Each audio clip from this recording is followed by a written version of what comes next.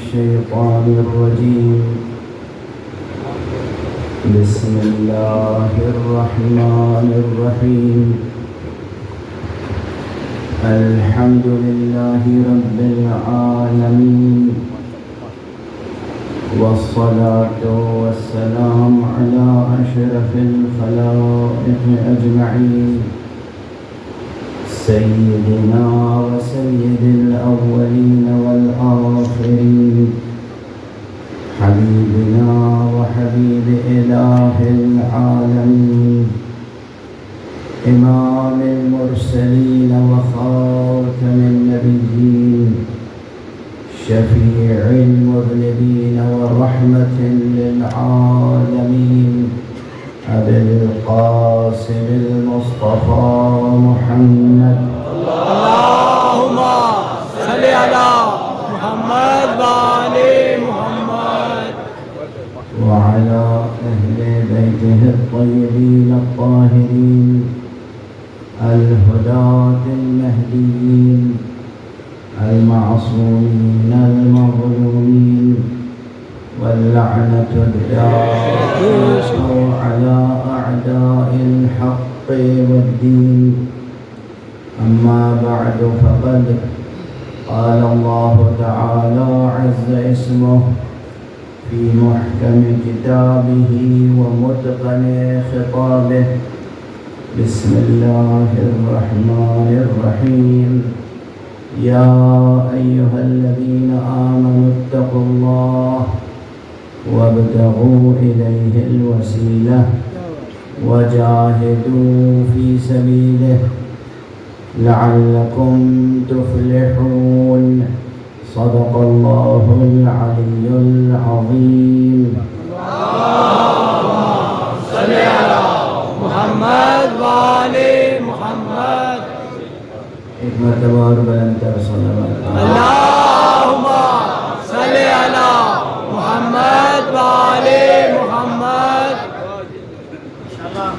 سلامت رہیں آپ پروردگار آپ حضرات کے جوش و جذبہ عذاب اور فروغ عطا الہی آمین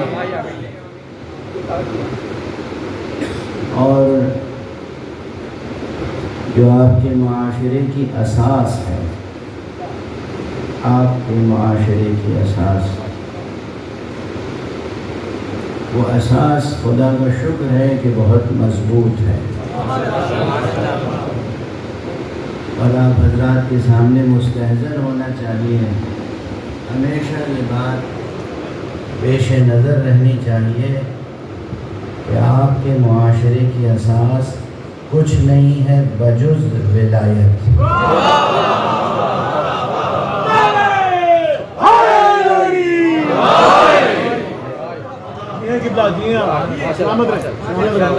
معاشرے کی اساس ولایت دیکھیں ولایت کی تعریف بہت سے طریقوں سے کی جا سکتی ہے مگر ایک تعریف یہ یاد رکھیے گا کہ حقیقت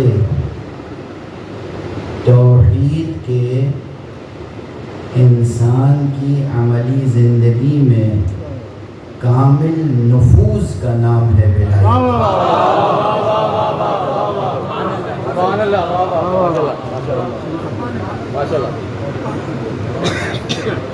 کیا ہے ولایت یہ ہے کہ انسان کے عمل سے یہ ظاہر ہو کہ وہ خدا رکھتا ہے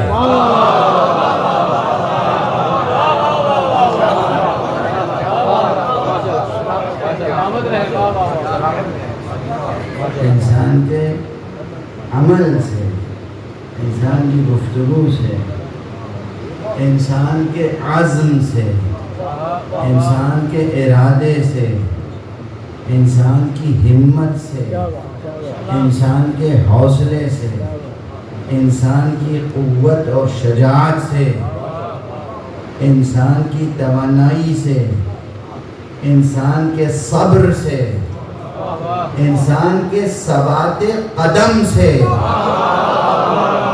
انسان کے کمال یقین سے یہ آشکارا ہونا چاہیے کہ یہ خدا رکھتا ہے.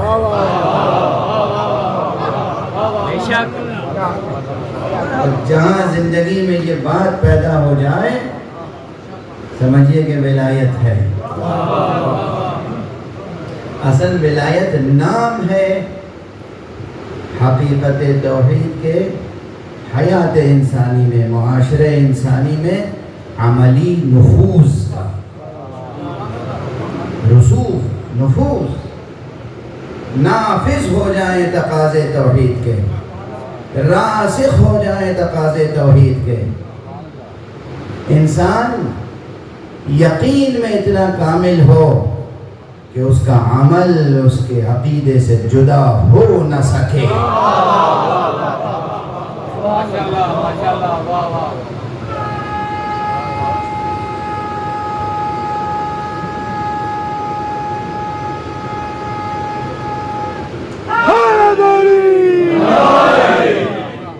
جزاکم اللہ. ماشاءاللہ. سب سے بڑی خوشی مجھے یہ ہوتی ہے کہ مجمع میں اس مرتبہ بطور خاص میں نے یہ دیکھا کہ جوانوں کا مجمع سامنے. دستے ادب جوڑ کے ایک معروضہ پیش کروں. بسم اللہ، بسم اللہ. ناز کرو اپنی تہذیب پر، فخر کرو اپنے سلسلہ نسب پر، اور قدردانی کرو ان علماء کی جنہوں نے تمہیں یہ تہذیب عطا کی ہے.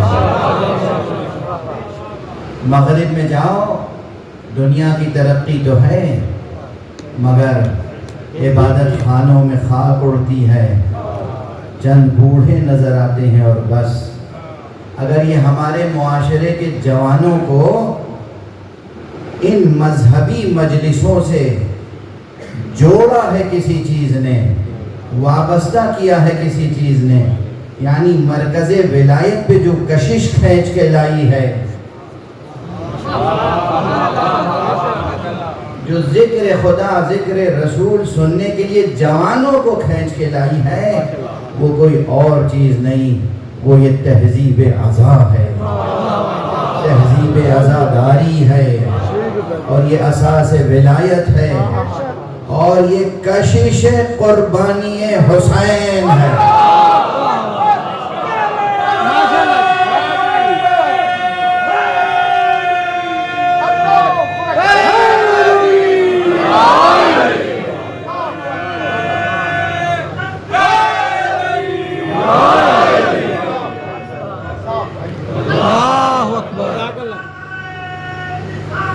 یا رسول اللہ،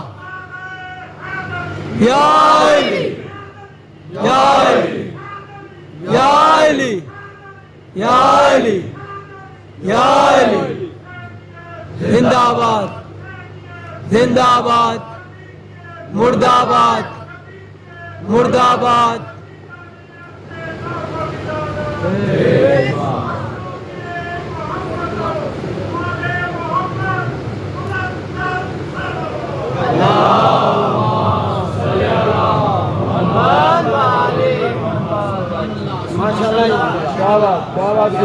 حسین کی قربانی ہے. آقا حسین کا نام نامی ہے جس میں اتنی کشش ہے، اتنی جاذبیت ہے کہ تمام دنیا کی دلچسپیاں ایک طرف، ہمارا جوان سب کو چھوڑ کے فرش عزا پہ آتا ہے.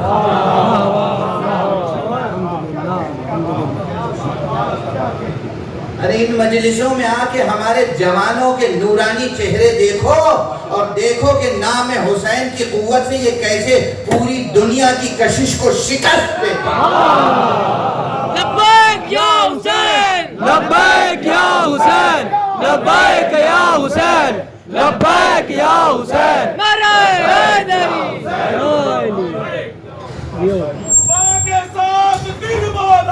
علی مولا، علی مولا، علی مولا.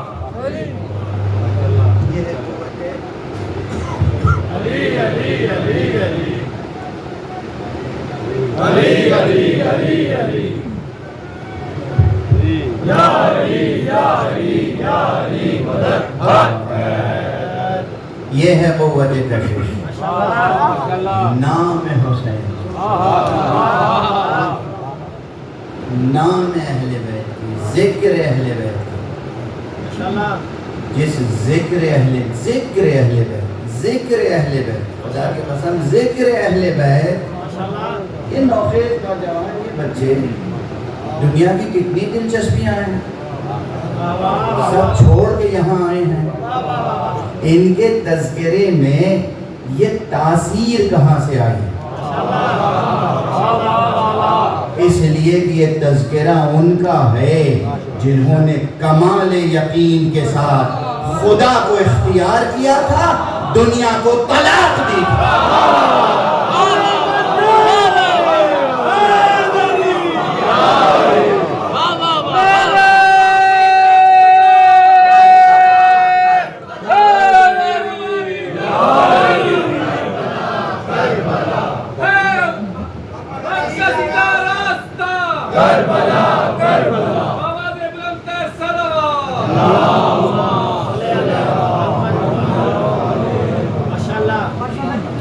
دنیا کو طلاق دی تھی نا، بے شک جنہوں نے دنیا کو طلاق دی اور دنیا سے کہا دنیا غرنی غیری، دنیا کسی اور کو دھوکہ دینا، اپنی چمک دمک کسی اور کو دکھانا، اپنی رونقوں سے کسی اور کو فریب دینا۔ طلقت کی ثلاثہ، میں نے تجھے تو 3 طلاقیں دی ہیں، لا رجعت بعدها، اس کے بعد کوئی رجعت نہیں ہے۔ جنہوں نے دنیا کو طلاق دی ان کے تذکرے میں یہ تاثیر ہے۔ یہ جوان دنیا چھوڑ کے چلے آتے ہیں، بس یہ اعلان کر دو کہ مجلس شبیر ہے، مجلس حسین ہے، مجلس عزائے آل محمد ہے۔ دنیا دیکھے یہ زندہ معجزہ ہے، خود یہ عزاداری زندہ معجزہ ہے۔ یہ عزاداری نہ دنیا والوں کی سازشوں سے مٹی ہے نہ مٹے گی، نہ اس کی شان اور اس کا شکوہ کم ہوا ہے نہ کم ہوگا۔ یہ تو جیسے جیسے دنیا آگے بڑھے گی، قیامت قریب آئے گی، اس عزا کا شکوہ بھی بڑھتا چلا جائے۔ مطمئن رہیں ثبات قدم کے ساتھ۔ اور اب دیکھیں کہ اس عزاداری میں ہے کیا کیا، عناصر کیا ہیں، انگریڈینٹس کیا ہیں، کیا کیا عناصر ہیں جو اس عزاداری میں سمٹے ہوئے ہیں۔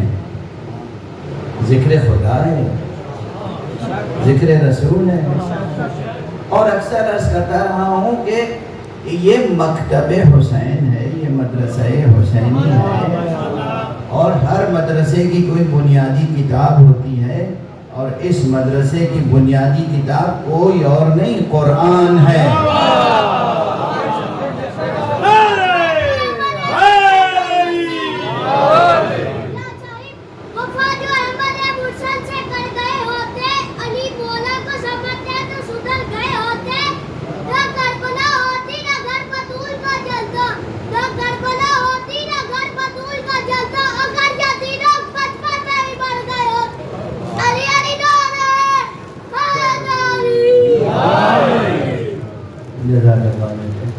اب میں گزارش ہے کچھ معروضات پیش کر لینے سے، اچھل کہ میری طبیعت کمزور ہے، اور کچھ معروضات زیادہ دیر تک زحمت نہیں دے سکوں گا، کچھ معروضات پیش کر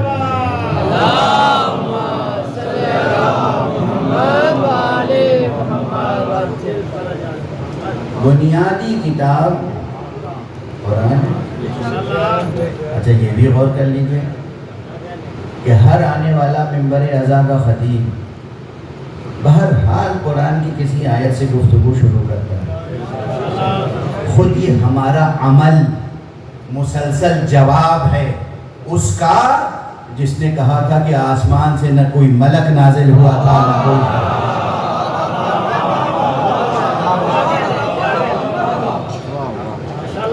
سنتے ہیں نا، کہ تخت شام پہ بیٹھنے والے نے کیا کہا تھا؟ لعبت ہاشم بالملک خلا ملک جاء ولا وحی نزل. یہ دو بنو ہاشم نے ایک ڈھونگ رچا تھا، کھیل کھیلا تھا. کس لیے؟ اقتدار قائم کرنے کے لیے، حکومت قائم کرنے کے لیے، سلطنت دنیا حاصل کرنے کے لیے. ورنہ نہ کوئی ملک نازل ہوا تھا، نہ کوئی وحی نازل ہوئی تھی. اس نے کہا نہ کوئی ملک نازل ہوا تھا، نہ کوئی وحی نازل ہوئی تھی. ہم قیامت تک اللہ کی طرف سے نازل ہونے والی وحی کی تلاوت کرتے رہتے ہیں. ہر ممبر سے قرآن کی آیت تلاوت ہوتی ہے.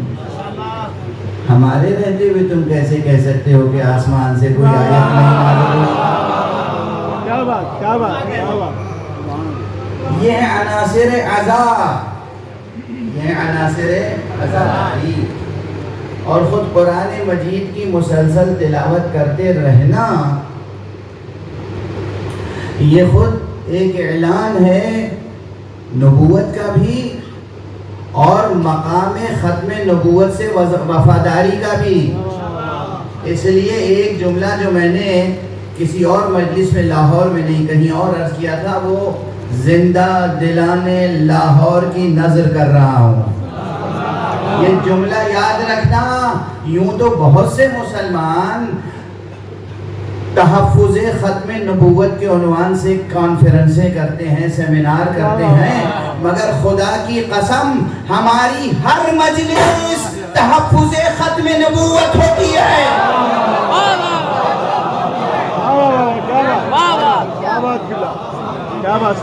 ہر مجلس مقام ختم نبوت کے محفوظ رہنے کا اعلان ہوتی ہے. یہ ہے ان مجلسوں کی قدر و قیمت. اسلامی تہذیب میں، اسلامی ثقافت میں، اسلامی خالص اسلامی تمدن کے ورثے میں ان مجلسوں کی جو حیثیت ہے بہت برتر ہے، بہت بلند ہے. آنے والی نسلیں تمہیں دعائیں دیں گی، آنے والی نسلیں تم پر فخر کریں گی.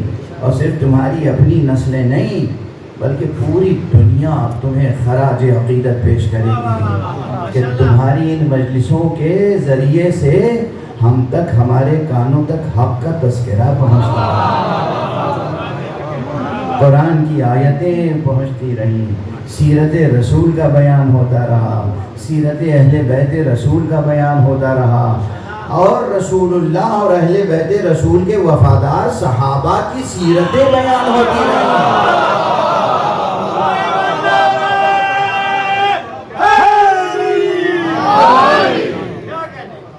رسول کے اور رسول کے اہل بیت کے وفاداروں کی سیرتیں بیان ہوتی رہیں، ان کے جانثاروں کے نام ہمارے سامنے لیے جاتے رہے. ہمیں ان مجلسوں سے وفاداری کا سبق ملتا رہا. مجلسیں پروردگار بانیان مجالس کو، شرکائے مجالس کو دنیا اور آخرت کی تمام تر سعادتیں عطا فرمائے. ان کی زندگیوں میں رونقوں پر رونقیں، زندگی کی رونقیں نصیب فرمائے. یہ مجلس اعظم، اس کے عناصر میں کیا ہے؟ قرآن بنیادی کتاب ہے، بنیادی نصابی کتاب ہے. برابر کہتا رہا ہوں، برابر کہتا رہا ہوں. اور یہ ایک حقیقت ہے. جب وہ جملہ بھی دہرا دو ہے میرا، آپ حضرات کے ذہنوں میں ہوگا کہ یہ ضرور ہے کہ بنیادی نصابی کتاب قرآن ہے، مگر ہم جو قرآن پڑھتے ہیں دوسروں کے قرآن پڑھنے سے کے طریقے سے ذرا مختلف ضرور ہے. اس لیے کہ ہم جب قرآن پڑھتے ہیں تو ہم قرآن صامت سے شروع کرتے ہیں، قرآن ناطق پہ ختم. ہمارا سفر قرآن سے قرآن تک ہے، ہمارا سفر قرآن سے قرآن تک ہے. ہمارا نصاب اول قرآن، اوسط قرآن، آخر قرآن.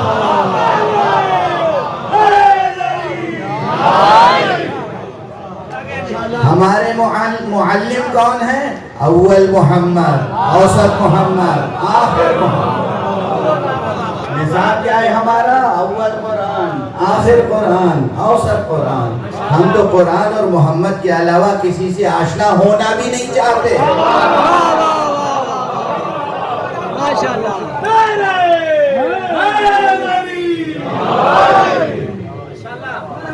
قرآن، اور پھر جب ہم قرآن پڑھتے ہیں تو دیکھو ایک ایک آیت میں کتنی گہرائیاں آتی ہیں۔ گزشتہ تقریباً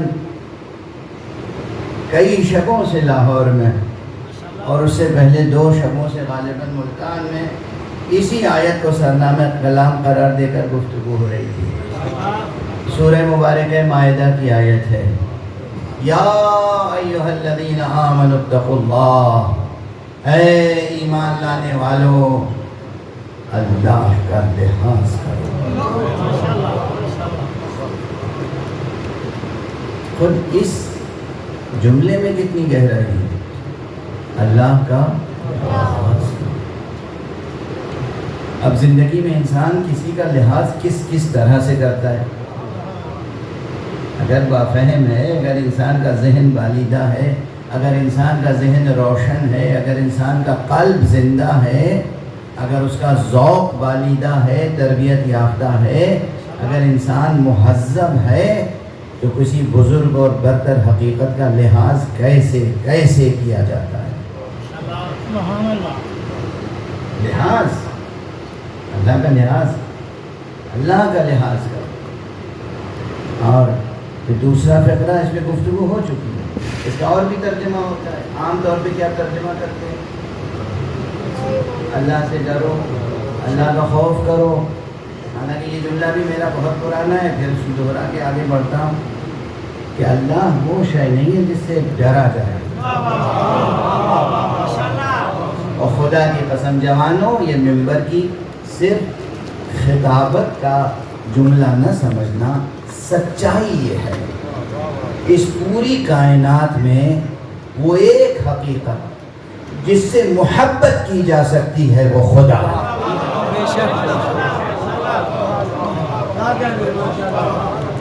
خدا کے علاوہ اور سچے معصوم خدا والوں کے علاوہ کسی سے بھی محبت کرو گے تو کہیں نہ کہیں دل ٹوٹے گا۔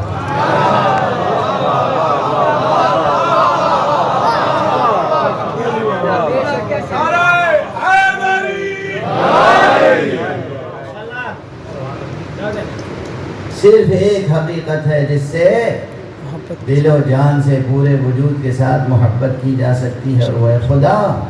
تو خدا ڈرنے کی چیز نہیں ہے، مگر ہاں لحاظ کرنے کی چیز ہے، اس لیے کہ جس سے محبت کی جاتی ہے اس کا لحاظ کیا جاتا ہے، جس سے محبت کی جاتی ہے اس کا لحاظ کیا جاتا ہے۔ اور ڈر کا اگر کوئی مفہوم آتا ہے تو کہاں سے آتا ہے؟ وہ یہ کہ جو ہمارا معشوق ہے ہمارے کسی عمل سے آزردہ نہ ہو جائے۔ ڈر یہ ہے، یہی ڈر یہاں ہے۔ شریعت میں بھی تقویٰ کے معنی ہے دیکھو تمہارا کوئی عمل خلاف رضا خدا نہ ہو جائے۔ تقویٰ کی دعوت کیا ہے؟ ہمارا آپ کا کوئی عمل، کوئی جملہ، کوئی بات، یہاں تک کہ کوئی سوچ، کوئی فکر، کوئی ظن، کوئی گمان خلاف رضا حق نہ ہو جائے۔ یہ ہے تقویٰ۔ تقویٰ یہ ہے کہ پوری زندگی میں کوئی بات حق سبحانہ و تعالی کی رضا کے خلاف نہ ہو جائے۔ بس یہ لحاظ رکھنا ہے، یہ لحاظ رکھنا ہے۔ یا ایھا الذین آمنوا اتقوا اللہ، اے ایمان لانے والو اللہ کا لحاظ کرو، اللہ کا خوف کرو، اللہ سے ڈرو۔ اور یہ جملہ میں نے عرض کیا تھا وہ بحث رہ گئی، انشاءاللہ پھر کبھی پروردگار انہیں توفیقات عطا فرمائے۔ ہمارے عزیز القدر رضا گردیزی صاحب انہوں نے کہا عدل الہی پہ گفتگو کیجیے گا۔ چند جملے ملتان میں عرض کر دیے تھے، لیکن وہ گفتگو جس سطح پہ میں کرنا چاہتا تھا وہ نہ ہو پائی۔ عدل الہی کی بحث بھی یہاں بھی قائم ہوتی ہے۔ کیوں؟ اللہ سے ڈرو اگر یہی ترجمہ کریں تو سوال یہ کہ کیوں ڈریں اللہ سے؟ اللہ ہمارا خالق ہے، اللہ ہمارا رب ہے، اللہ رحمان ہے، اللہ رحیم ہے، اللہ رؤوف ہے، اللہ ودود ہے، اللہ کریم ہے۔ ہر خالق کو اپنی تخلیق سے محبت ہوتی ہے اور خدا کو ہم سے محبت ہے۔ خدا اپنے بندوں سے محبت کرتا ہے۔ ایک بزرگ صوفی کا جملہ اکثر مجھے یاد رہتا ہے، وہ دعا کرتے تھے تو کہتے تھے پروردگار میں تجھ کو تیری اس محبت کا واسطہ دیتا ہوں جو تجھ کو مجھ سے ہے۔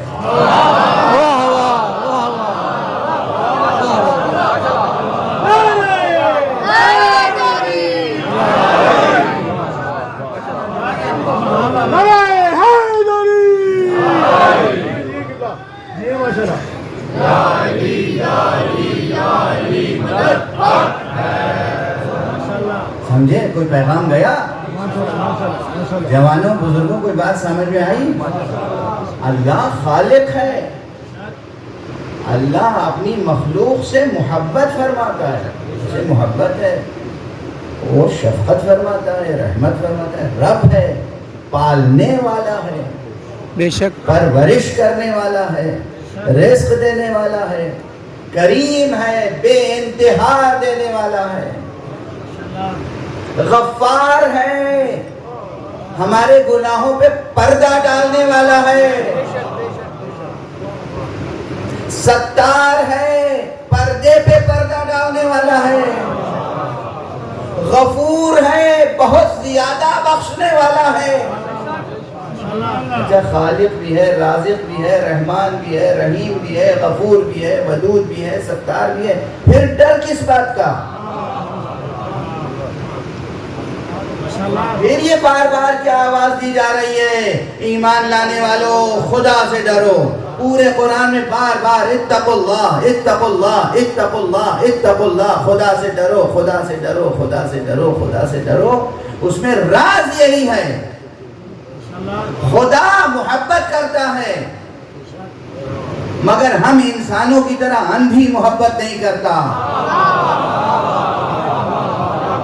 خدا شفقت کرتا ہے، خدا پالتا ہے، خدا عطا کرتا ہے، خدا غفار ہے، خدا ستار ہے، سب کچھ ہے، مگر ڈرنے کی بات یہ ہے کہ وہ عادل بھی ہے۔ بے شک وہ خوشامد پسند بادشاہ نہیں ہے، خدا عادل بھی ہے، بس یہ اس کی عدالت ہے جسے سامنے رکھنا۔ یعنی یہ خیال نہ کرنا کہ بہت نمازیں پڑھو گے، بہت قرآن کی تلاوت کرو گے، قرآن حفظ کر لو گے، روزے رکھو گے، حج کرو گے اور تم بے خطا کسی کو قتل کر دو گے تو خدا تمہیں معاف کر دے گا۔ یہ تصور نہ رکھنا کہ ہم نے اتنی نمازیں پڑھی، اس کے صلے میں ہم نے 2-4 قتل کر دیے تو کیا ہوا ہے؟ باقی نمازیں پڑھی ہیں، یعنی صبح شام ہم کسی صاحب اقتدار کے سامنے تسلیم عرض کرتے رہیں، آداب عرض کرتے رہیں، خوشامد کرتے رہیں، چہرہ دکھاتے رہیں اور اس کے بعد 2-4 گناہ کر لیں، 2-4 جرم کر لیں، تو دنیا کا قاعدہ تو یہی ہے کہ بچ جائیں گے۔ لیکن وہ اللہ ہے، وہ اللہ ہے۔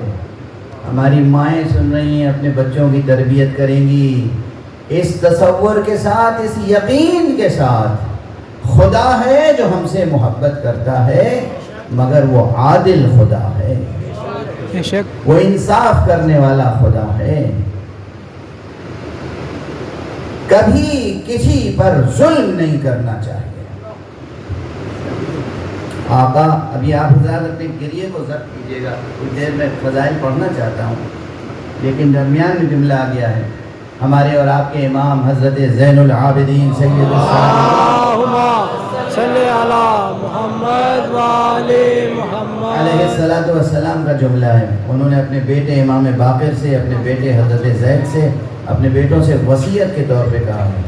اور اس طرح کا دیکھو میں تم سے وہ وصیت، ساری وصیتیں کر چکے، آخر فرمایا دیکھو میں وہ وصیت کر رہا ہوں جو مجھ سے میرے بابا نے آخری وقت وصیت کی. اور وہ کیا تھی؟ وہ وصیت یہ تھی کہ میرے بیٹے کبھی کسی ایسے پر ظلم نہ کرنا جس کا مددگار سوائے خدا کے کوئی اور نہ ہو.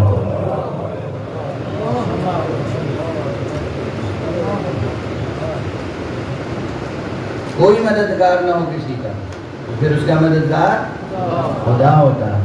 اور کبھی ایسے کسی شخص پر ظلم نہ کرنا جس کا مددگار صرف خدا ہو، خدا کے علاوہ کوئی اور اس کا مددگار نہ ہو. خدا عادل ہے، اس لیے اس کا لحاظ کرو اور خوف کرو اور ڈرو. یا ایھا الذین آمنوا اتقوا اللہ وابتغوا الیہ الوسیلہ. اور اس صاحب عدل، صاحب انصاف، اس دادگر، دادگستر، عادل، منصف، اس خدا سے قریب ہونے کے لیے ذریعہ تلاش کرو. بے شک وابتغوا الیہ الوسیلہ. اس پر بھی گفتگو ہو چکی ہے. مطلب کیا ہے؟ وجاہدوا فی سبیلہ، اور اس کی راہ میں جہاد کرو.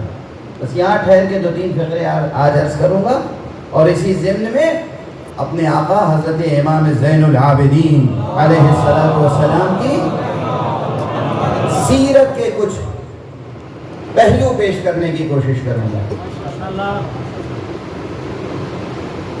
اللہ کی راہ میں جہاد کرو. وجاہدوا فی سبیل اللہ.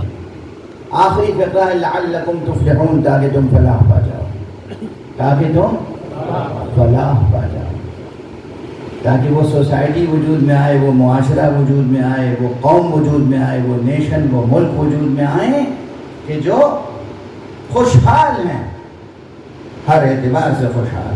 دنیاوی بھی خوشحالی ہو، آخرت کی بھی خوشحالی ہو.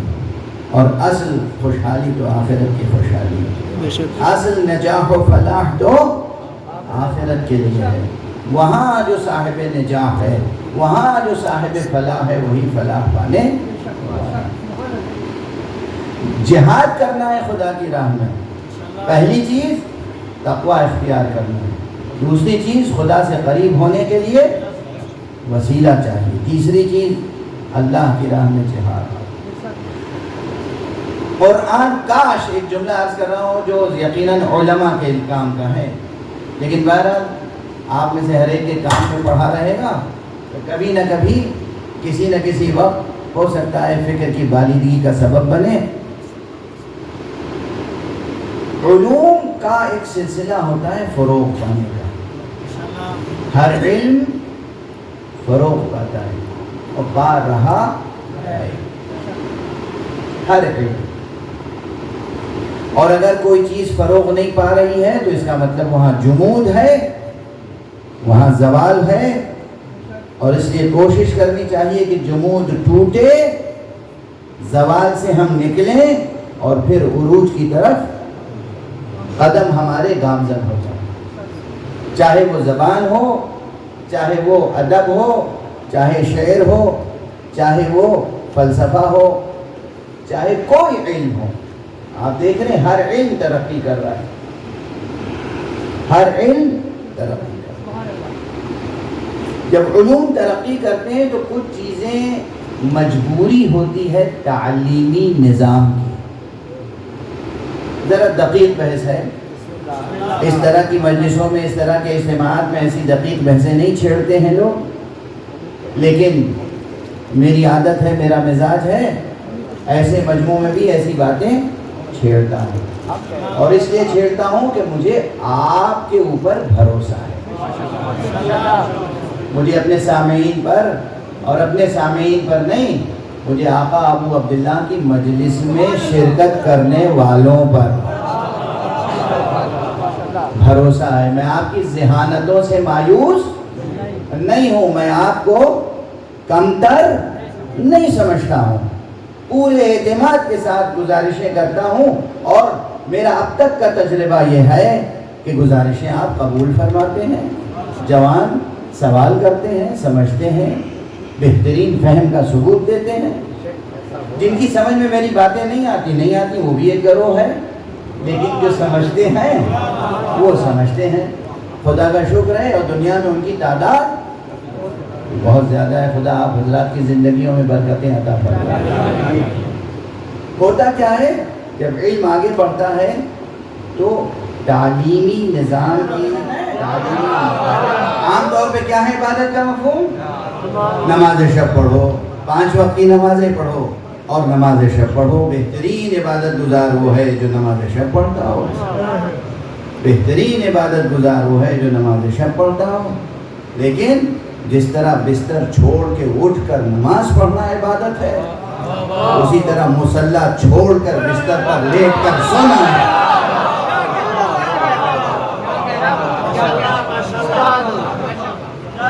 اب کچھ مفہوم واضح ہوا، کچھ دائرہ وسیع ہوا، کچھ معلوم ہوا کہ عبادت کسے کہتے ہیں۔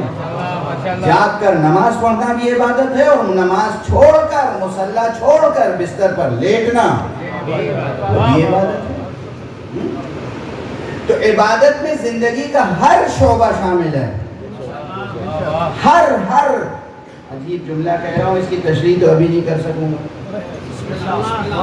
خدا کی قسم، لوگ دین کا مفہوم یہ سمجھتے ہیں کہ دنیا کی تمام لذتوں سے دستکش ہو جانا عبادت ہے، اور زہد ہے، زہد ہے نا، عام مفہوم یہی ہے، راسخ ہے، اور اس مفہوم سے جدا ہونا مشکل معلوم ہوتا ہے۔ اچھا، اگر واقعاً دنیا کی ہر لذت سے دستکش ہونا ہی زہد ہے تو خدا کی قسم اللہ نے یہ لذتیں پیدا کیوں کی؟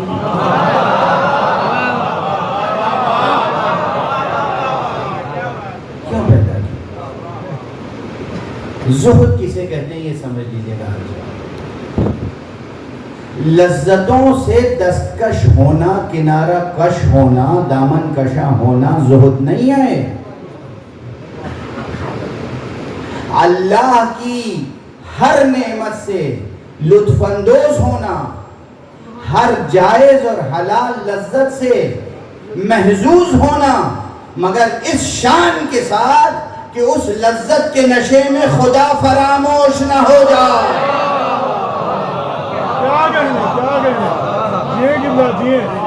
یہ ہے زہد۔ ایک صلوات پڑھ دیجئے محمد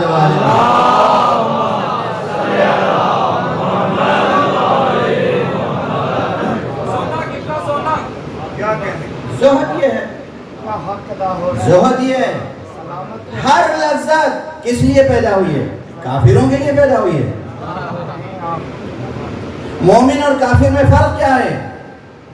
کافر وہ ہے جو لذت دنیا حاصل کر کے اس لذت عطا کرنے والے خدا کو بھول جائے۔ مومن وہ ہے جو لذت سے محسوس بھی ہو، خدا کا شکر بھی ادا کرے۔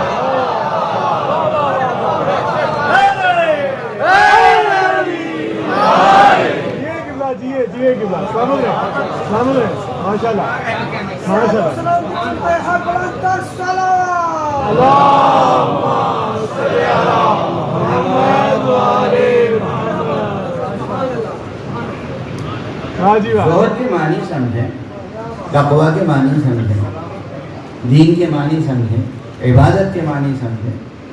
جو عبادت نماز پڑھنا بھی ہے، روزہ رکھنا بھی ہے، چین کی نیند سونا بھی ہے۔ عبادت زندگی کی ہر شے عبادت ہے، اگر بخاطر خدا ہو، اگر رضائے رب کا جذبہ ہو اور حمد الہی کا زمزمہ بھی ہو، ہر نعمت سے لطف اندوز ہو اور فوراً منعم کا شکر ادا کرو۔ یہ ہے وسعت مفہوم عبادت کی۔ تو آپ نے دیکھا کہ عبادت ہے تو پوری زندگی کو محیط ہے۔ عبادت سانس لینا عبادت ہے، کہیں سانس لینا عبادت ہے، کہیں سانس روک لینا عبادت ہے، کہیں بولنا عبادت ہے، کہیں خاموش رہنا عبادت ہے، کہیں سونا عبادت ہے، کہیں جاگنا عبادت ہے، کہیں بھوکے رہنا عبادت ہے، کہیں کھانا کھانا عبادت ہے، کہیں پیاسے رہنا عبادت ہے، کہیں پانی پلانا اور پینا عبادت ہے۔ ہر چیز عبادت ہے، ہر چیز عبادت ہے، بشرطے کہ رضا الہی، اذن الہی اور شکر الہی ساتھ ساتھ رہے۔ جوانان عزیز، بات پہنچ رہی ہے نا؟ جیسے یہ عبادت کا مفہوم تو بہت وسیع ہے، مگر جب فقہی میں فقیہ لکھتا ہے عبادات و معاملات، اس کا مطلب وہ مفہوم جو وسیع تھا اسے اس اصطلاح میں آ کر اس خاص علم میں محدود کیا گیا، تعلیم کی سہولت کی خاطر۔ یہ نہیں کہ واقعاً مفہوم محدود ہو گیا، ایجوکیشن کے ایک مرحلے میں، تعلیم کے ایک مرحلے میں، چیز کو سمجھانے کے لیے ایک خاص مرحلے میں عبادات، معاملات، احکام یہ تقسیم کی گئی۔ حالانکہ وہ جو احکام ہیں وہ بھی عبادات میں شامل ہیں، وہ جو معاملات ہیں وہ بھی عبادات میں شامل ہیں۔ واضح ہے؟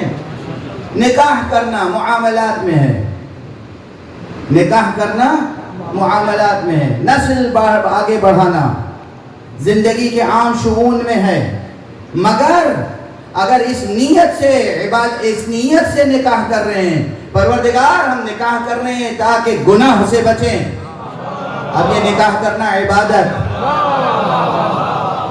پروردگار ہم تو اولاد کی خواہش اس لیے کر رہے ہیں تاکہ تیری زمین پر کلمہ لا الہ الا اللہ کہنے والوں کی تعداد میں اضافہ ہو، اب یہ نسل آگے بڑھانا عبادت۔ سمجھ میں آئی؟ زندگی کی ہر لذت حاصل کرنا عبادت ہے، اگر وہ لذت بھی حاصل کی جائے رضا خدا کے لیے۔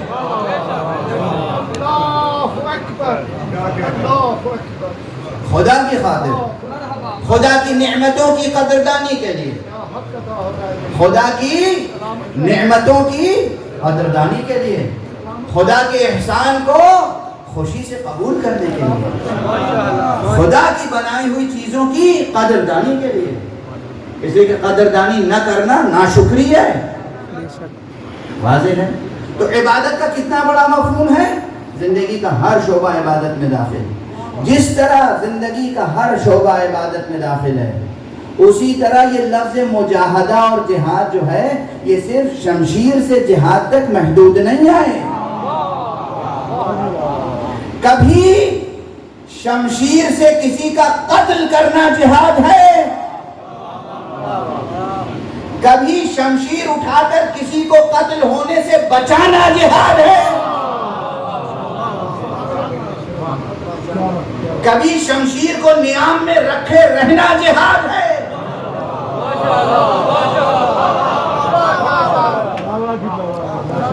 جہاد صرف یہ نہیں ہے کہ میدان میں آ کر شمشیر زنی کی جائے۔ اگر سید سجاد کربلا کے بعد 40 برس تک 45 برس تک مسلسل خاموش رہ کر صبر کے ساتھ زندگی بسر کرتے رہے اور معاشرہ اسلامی کی اثر نو تربیت کرتے رہے کہ وہ زندگی بھی سر بسر جہاد تھی۔ صبر کے شہنشاہ کی شان کی آواز بلند سلو اللہم صلی علی محمد وآل محمد۔ مجاہدہ ہے، جہاد ہے۔ بس 2-3 فقرے عرض کروں، حالانکہ وقت گزر چکا۔ آپ کو معلوم ہے، ہم اب یہ بات تشریف طلب ہے، یہاں جو خصوصی نشستیں ہوئی ہیں نماز ظہر کے بعد مومنین کے گھروں پر، ان میں کسی بزرگوار نے یہ سوال بھی کیا تھا، ظاہر ہے کہ انہوں نے دوسروں کے ذہنی اشتباہ کو دور کرنے کے لیے سوال کیا تھا کہ ہم اپنے چوتھے امام کو بیمار امام کیوں کہتے ہیں؟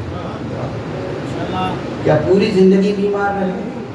نہیں جوانوں، عزیزوں، بزرگوں، ایسا نہیں ہے۔ آقا پوری زندگی بیمار نہیں رہے، آقا خود بھی پوری زندگی صحت مند رہے اور معاشرے اسلامی کو بھی صحت بخشتے رہے۔ وہ تو حکمت الہیہ تھی، مصلحت الہیہ تھی، پروردگار کا نظام تھا کہ دشمنوں کے ہاتھ سے شمع امامت کو مکمل طور پر گل ہونے سے بچانا تھا، نسل پیغمبر کو باقی رہنا تھا۔ اس لیے روز عاشورہ آپ بیمار ہو گئے تھے، بیمار پڑ گئے تھے، مرض میں مبتلا ہو گئے تھے، مرض غالب آ گیا تھا۔ بس ایک دن کا مریض ہے یہ ہمارا مسیحا، بلکہ رش کے مسیحا، ورنہ پوری زندگی بس تیزی سے عرض کروں آقا امام زین العابدین کی زندگی کے کارنامے۔ یقین فرمائیے کہ رسول اللہ صلی اللہ علیہ وآلہ وسلم نے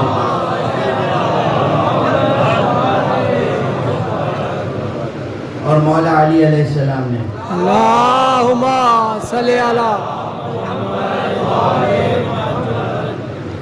جو اسلام شناس، خدا شناس، دین شناس، حق شناس، نبوت شناس، قرآن شناس افراد تربیت کیے تھے، وہ سب دھیرے دھیرے مختلف جنگوں میں قتل ہوتے گئے یا وفات پاتے گئے۔ اور اس فقیر کا جملہ ہے کہ آقا امام حسین کے زمانے میں سچے اور کامل جتنے حق شناس تھے وہ سب تو آقا کے ساتھ کربلا میں آ گئے اور زیر پرچم عباس جہاد کر کے شہید ہو گئے۔ اس کے بعد اب جو پوری دنیا میں اسلام کی روشنی پھیلی، اب جو خدا شناس ہیں، اب جو نبوت شناس ہیں، اب جو قرآن شناس ہیں، اب جو توحید شناس ہیں، اب جو آخرت شناس ہیں، اب جو شریعت کے رموز جاننے والے ہیں، اب جو طریقت کے اسرار جاننے والے ہیں، اب جو حقیقت کی تجلیوں کو پہچاننے والے ہیں، وہ کون ہیں؟ خدا کی قسم آج پورے کرۂ ارض پر جس فرد کے پاس جتنا بھی اسلام ہے وہ سید سجاد کی عطا ہے۔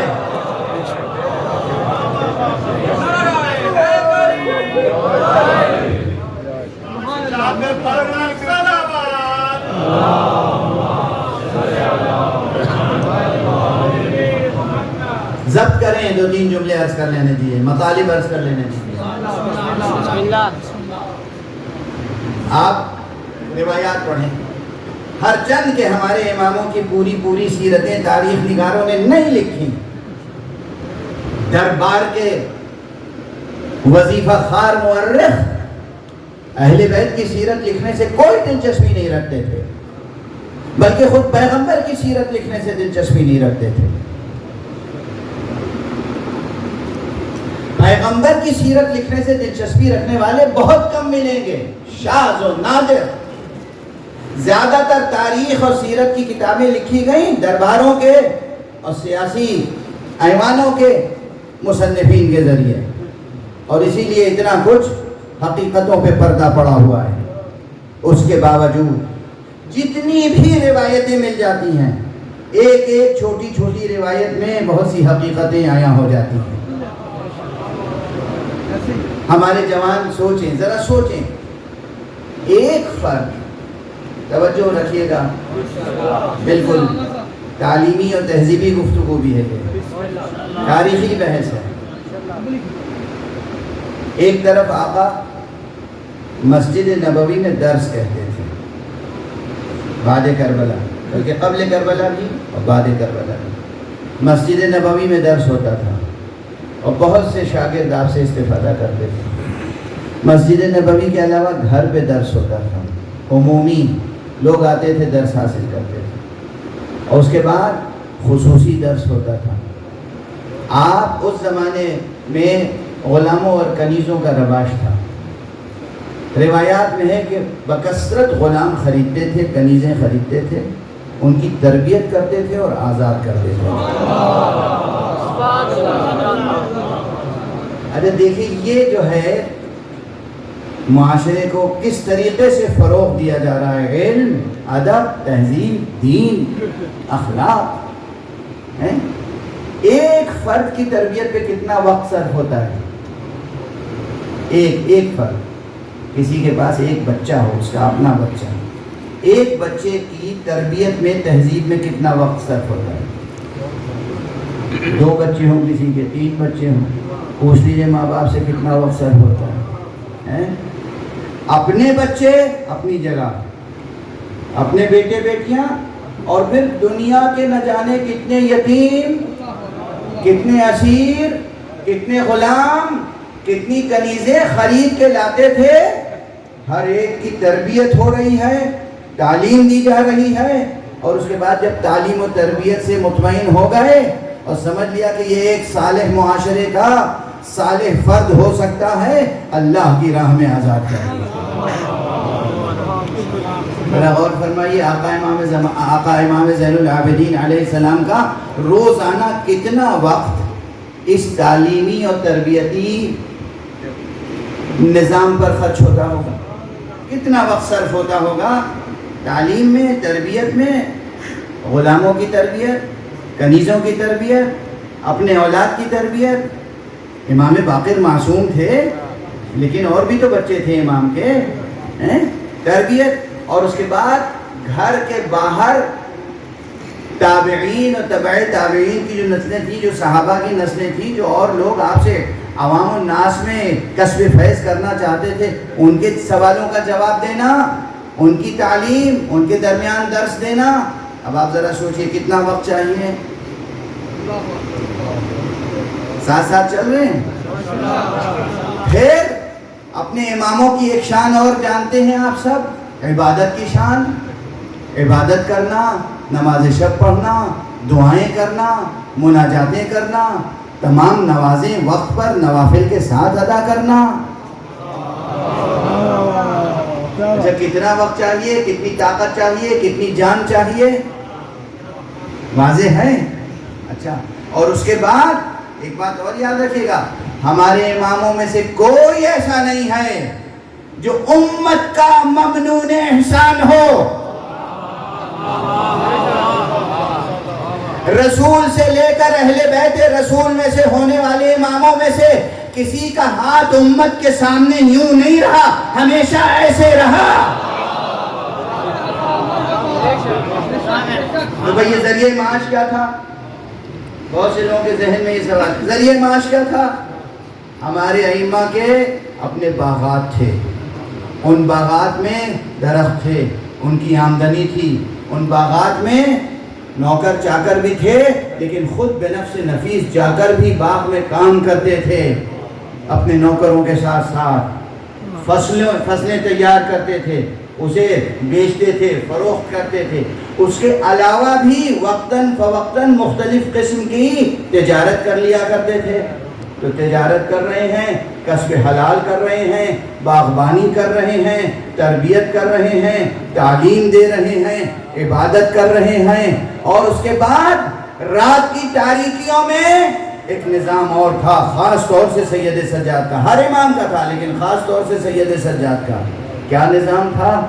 اپنے غلاموں کو بلایا، تھیلیاں بھری رکھی ہیں، یہ فلاں کو دے آؤ، یہ فلاں کو دے آؤ، یہ فلاں کو دے آؤ، یہ فلاں محلے میں جا کے تقسیم کر دو، یہ فلاں محلے میں۔ اور کچھ خاص تھیلیاں تھیں جو غلاموں کے سپرد نہیں کرتے تھے، خود اپنی پشت مبارک پر اٹھاتے تھے۔ اب رات کی تاریکی میں گھر سے نکلے ہیں، ایک ایک کا دق الباب کر رہے ہیں، اس نے دروازہ کھولا، آپ نے دی، آگے بڑھ گئے، نہ جانے کتنے گھروں پر خود پہنچا رہے ہیں رزق۔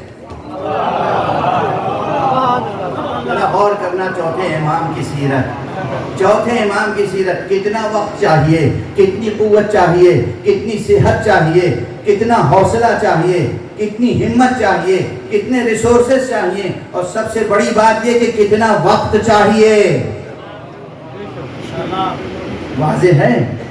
تربیت، تعلیم، کسب معاش، اور ناداروں کے گھروں پر رزق پہنچانا، غلاموں کو خریدنا، غلاموں کو آزاد کرنا، کتنے شؤون ہیں، کتنے کام ہیں جو ایک امام معصوم خود کرتے تھے اور اپنے غلاموں سے کرواتے تھے.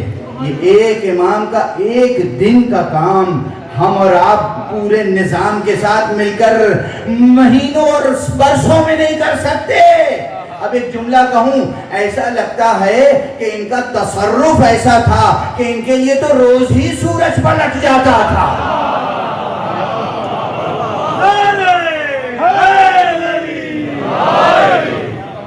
کس طرح وقت میں برکت ہوتی تھی، کس طرح وقت میں برکت ہوتی تھی. جو وقت میں ایسی برکت پیدا کرے اسی کو تو وقت کا امام کہتے ہیں. سمجھ میں آ رہی؟ یہ امام کی سیرت کے چند جھلکیاں، چند پہلو. ان تمام شؤون، تمام روزمرہ کی مصروفیت تھوڑی میں نے ذکر کی ہے. اچھا یہ سب کیا ہے؟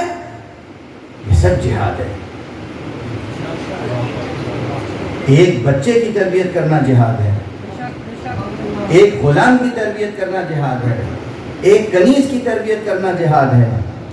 لوگوں کے گھروں پر جا کر جو نادار ہیں، بھوکے ہیں، فاقے سے ان کے گھروں پر رزق پہنچانا جہاد ہے. تو اب آپ اندازہ کیجئے کہ آپ کے چوتھے امام نے 40-45 برس تک کس قدر شدید سخت جہاد کیا ہے اور مجاہدہ کیا ہے خدا کی راہ. وَجَاهِدُوا فِي سَبِيلِهِ، اللہ کی راہ میں مجاہدہ کرو، اللہ کی راہ میں جہاد کرو. اللہ کی راہ میں اقتدار حاصل کرنے کے لیے نہیں، زمینیں حاصل کرنے کے لیے نہیں، ملکوں پر قبضہ کرنے کے لیے نہیں، خزانوں پہ قبضہ کرنے کے لیے نہیں، خدا کی راہ میں جہاد. خالص خدا کی راہ میں جہاد کرنا اگر کسی سے سیکھا جا سکتا ہے تو یا نبی کی ذات ہے یا نبی کے اہل بیت سے ہونے والے ان معصوم اماموں کی ذوات مقدسہ ہیں، جن میں آج ہمارے سامنے جس کا تذکرہ ہے وہ چوتھے امام، امام زین العابدین علیہ الصلوۃ والسلام. سن لیں ایک مسئلہ اور، ایک طرف صرف یہ نہیں ہے کہ حالات بالکل پرسکون ہیں، کوئی سیاسی ابتھل پتھل نہیں ہے، کوئی کہیں سازش نہیں ہے، کوئی کہیں خطرہ نہیں ہے، پرسکون حالات ہیں اور آپ صرف تعلیم و تربیت میں لگے ہوئے ہیں تو یہ بہت آسان کام ہے. فی نفس ہی مشکل ہے، فی نفس ہی وہ عمل، وہ کام مشکل ہے، لیکن پھر بھی آسان ہے، اس لیے کہ کہیں کوئی رکاوٹ نہیں ہے. معاشرہ جو ہے وہ سکون کے عالم میں ہے. لیکن ایسا تو تھا نہیں. آپ کو صرف ظاہری طور پر مثقف، تعلیم یافتہ معاشرہ نہیں بنانا تھا. آپ کو صرف اصول دین رٹا دینا نہیں تھا. آپ کو فروع دین کے مسائل صرف سمجھا دینا نہیں تھا، بلکہ کیا تھا؟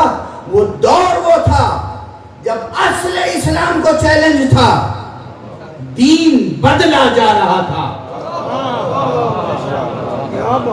پوری ذمہ داری سے عرض کر رہا ہوں، دین بدلا جا رہا تھا. اور کس کے بغض میں بدلا جا رہا تھا؟ بغض تھا علی سے، مٹا رہے تھے نام خدا کا. مجھ سے نہ پوچھو، امام فخر الدین رازی کی کتاب تفسیر کبیر جا کے پڑھ لو. تفسیر کبیر میں کیا لکھا ہوا ہے کہ بنو امیہ کے زمانے میں بسم اللہ الرحمن الرحیم نماز میں آہستہ سے کہا جانے لگا. کیوں آہستہ سے کہا جانے لگا؟ چونکہ علی ابن ابی طالب ہمیشہ زور سے بسم اللہ الرحمن الرحیم کہا کرتے تھے. لوگوں کے کانوں میں علی کی بسم اللہ گونج رہی تھی. علی کو بھلانے کے لیے بسم اللہ چھوڑ دی.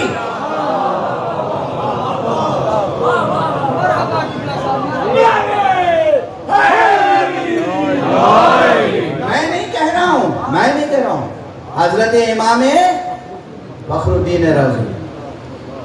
دوسری بات، دوسری مثال، حضور کی شان کیا تھی جب نماز پڑھتے تھے کھڑے ہوتے تھے اللہ اکبر، ہاتھوں کو کانوں تک رکھا، اللہ اکبر، رکوع کے لیے جھکتے تھے اللہ اکبر، سجدے میں جاتے تھے اللہ اکبر، سجدے سے اٹھتے تھے اللہ اکبر، جب جھکتے تھے جب اٹھتے تھے ہاتھوں کو کانوں تک بلند کر کے کہتے تھے اللہ اکبر۔ یہ شان بعد پیغمبر کس نے محفوظ رکھی؟ علی نے محفوظ رکھی۔ تو چونکہ علی نے محفوظ رکھی تو دوسروں نے تکبیر کہنا چھوڑ دیا۔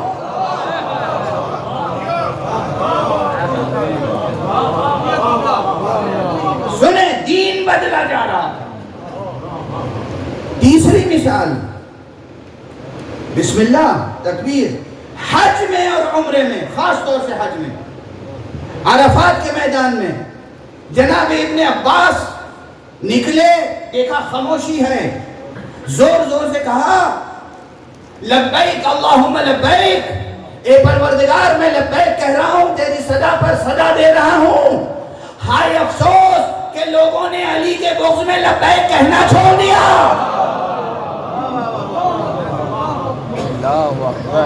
ابن عباس کا جملہ ہے، یہ ابن عباس کا جملہ ہے، جائیے صحیح کتابوں میں دیکھیے، نماز میں بسم اللہ چھوڑی، نماز میں تکبیر چھوڑی، حج میں تلبیہ چھوڑا، صرف یہ نہیں کہ حج میں تلبیہ چھوڑا، ارے حج کا مرکز بدل دیا۔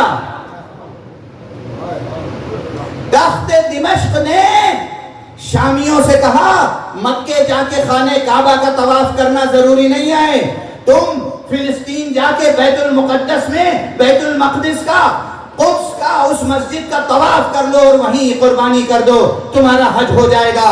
جب دیکھا کہ حج کا مرکز بدل رہا ہے، سید سجاد نے خود پاک پیادہ حج کیا اور لوگوں کو ناقے فراہم کیے، پیسے فراہم کیے، زیادہ راہ دیتے تھے، جاؤ مکے جاؤ حج کرو، جاؤ خانہ کعبہ کا طواف کرو، جاؤ منی میں قربانی کرو۔ یہ سید سجاد کا کارنامہ ہے کہ پوری سیاسی طاقت اسلام کو بدل رہی تھی، سید سجاد نے اسلام کو زندہ رکھا۔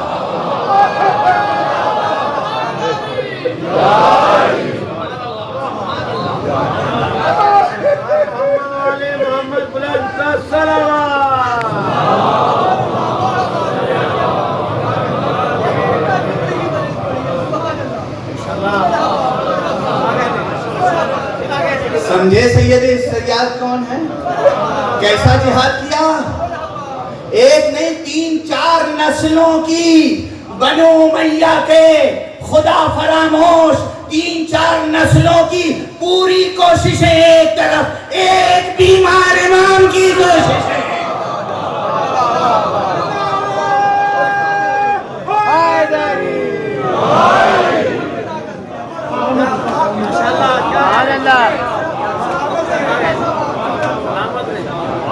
دست ادب جوڑ کے عرض کروں گا، یا علی، یا امیر المومنین، یا شیر خدا، آپ نے رسول کے زمانے میں تلوار چلا کے اسلام بچایا، آپ کے پوتے، آپ کے ہم نام علی ابن الحسین نے تلوار چلائے بغیر اسلام کو بچایا۔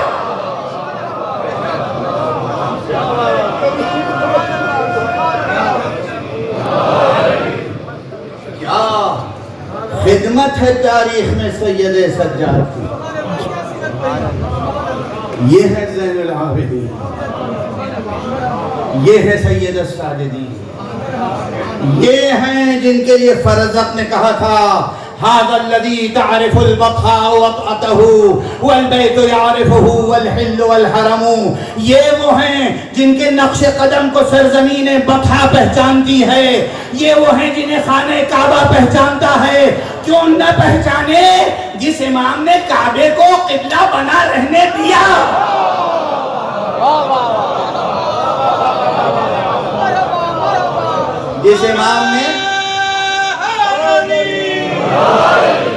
جس امام نے کعبے کو طواف کرنے والوں سے خالی نہیں رہنے دیا۔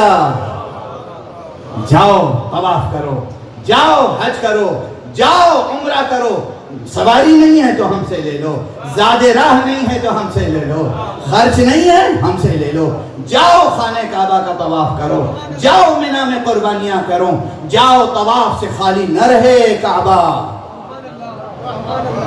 یہی سیرت امام سجاد کی تھی، یہی سیرت امام باقر کی تھی، یہی سیرت امام صادق کی تھی، مگر شروع ہوا یہ جہاد سید سجاد سے۔